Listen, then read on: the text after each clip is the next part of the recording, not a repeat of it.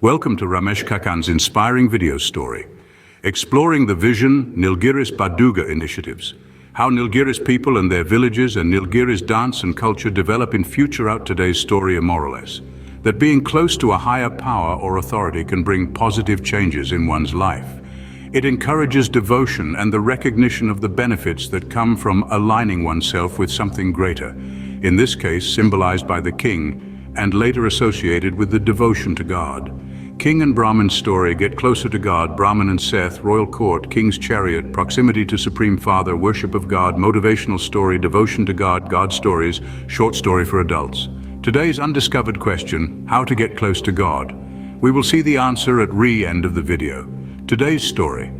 Have you ever wondered what the proximity to power could bring to one? Let's uncover this through an intriguing tale that happened years ago. Once upon a time, in a small village lived a poor Brahmin. He had a daughter whom he adored and had been saving money for her marriage. With no place safe enough at home, he approached a Seth, a moneylender, and entrusted him with the money. There was no written agreement, only trust. Years passed, and the time came for his daughter to get married. The Brahmin went back to the Seth to collect his money. However, the Seth, seeing an opportunity to exploit the situation, denied any knowledge of the money. Frustrated and desperate, the Brahmin sought justice from the king. The king, after hearing the Brahmin's predicament, devised a plan. He told the Brahmin, "Tomorrow when I visit your village, wait for me at the corner of the road near Seth's shop." As planned, the next day, the king's chariot approached the corner where the Brahmin was waiting. Upon spotting him, the king invited the Brahmin to join him on his chariot. The Seth, watching from a distance, was taken aback at the sight of the Brahmin in such close company with the king. Fear crept in as he pondered on what the Brahmin might tell the king about him. Once they crossed Seth's shop, the king stopped the chariot and told the Brahmin he could go home. That same evening, the Seth, filled with fear and remorse, returned the money with interest to the Brahmin and apologized for his deceit. That night, as the Brahmin counted the money, a thought struck him.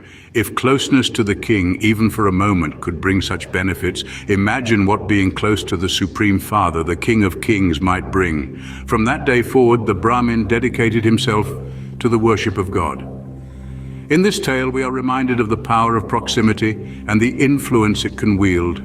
But most importantly, it tells us about the divine benefits that proximity to the ultimate power God can bring. It's a call to reflect on our devotion and closeness to the divine power that governs us all. Today, in meditation techniques, by remembering the memories from birth to till date with people's places with us, and going further to 100 years of our AGR in conclusion, Ramesh Kakan from Muligor village in Nilgiris in India expresses gratitude for your support in spreading awareness and building a community dedicated to the next level of positive change in thought process. Today's undiscovered question, how to get close to God. There may be many, but the easiest is practicing meditation, we believe.